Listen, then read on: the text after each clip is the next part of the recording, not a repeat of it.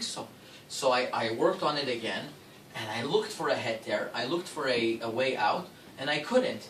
And I asked my dear friend Rabbi Chabusha, I said, do you have any, because I learn next to him in the morning sometimes, and he says also he has no solution. And we asked other big rabbis, and they also said they had no solution to it. It's asur.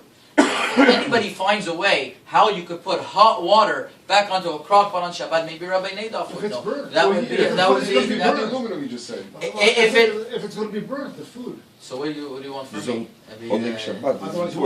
Onek Shabbat, Rabbi, 1 second. I thought there was a head. What was the solution with the extension cord? If you have an extension cord, that's great. then you could. But you can't put hot water in.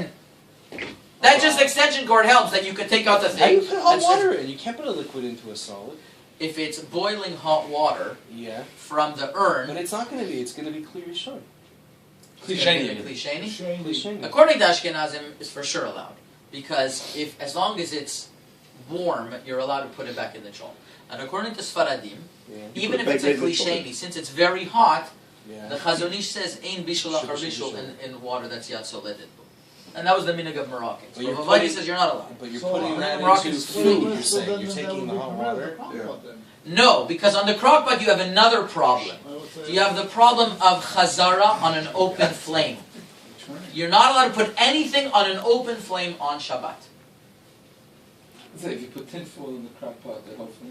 So then Ariel says that it should work, and I know that some people say that it should work. I can't express a final opinion on something that I'm not sure about. Well, I remember. I never said it should work. I'm blaming it on you. I remember reading that from in the name of Shlomo Zalman Auerbach and Rabbi Elyashiv. That aluminum foil doesn't help on a plata, but it could be on aluminum. It could be on a crock pot, since it is nicker that you are doing something, because there's no other way to cover it. So it could be it does. But one more thing, they make a difference. My fellow What he's saying, I think that the whole if you do a element few is the layers, heats up, huh? If you do a few layers, then it would help. Then So Rabbi Neder says that on a crock pot, if you do a few layers, he says some poskim say it's allowed. even on a flat plate. Even on a flat that could substitute the So is that going to help? I don't use crock pot, so I don't really know. I don't know Is that- physically how it works. Okay, so can I just make a summary of everything, because I don't want us to leave confused. We have a halacha on Shabbat that you're not allowed to cook. That means, I'm going to say it over again. Remember my dream. Anything that is not fully cooked could never, ever, ever be put on a fire on Shabbat.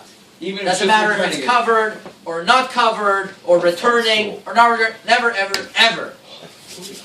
Liquids that are not boiling hot are considered like they're not cooked. Okay?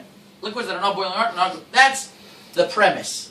Now, today we weren't dealing with Isur Deoraita, a Deoraita. We're dealing with an Isur Derabanan, a rabbinic prohibition that Chachamim said that if somebody's going to walk in the kitchen and think you're cooking on Shabbat, you're not allowed to return something back on the fire on Shabbat. It's called the Isur Hazara. You're not allowed to return something back on the fire. In order to be able to do Isur Hazara, to do this Hazara, we learned a Gemara that says that you have to have a couple of conditions. And we boiled it down according to Sfaradim. As long as the pot is still in your hands and not put on the floor, or it's put in a temporary place that everybody knows that it's just there until it's put back on the fire, then you're allowed to put it back on the fire.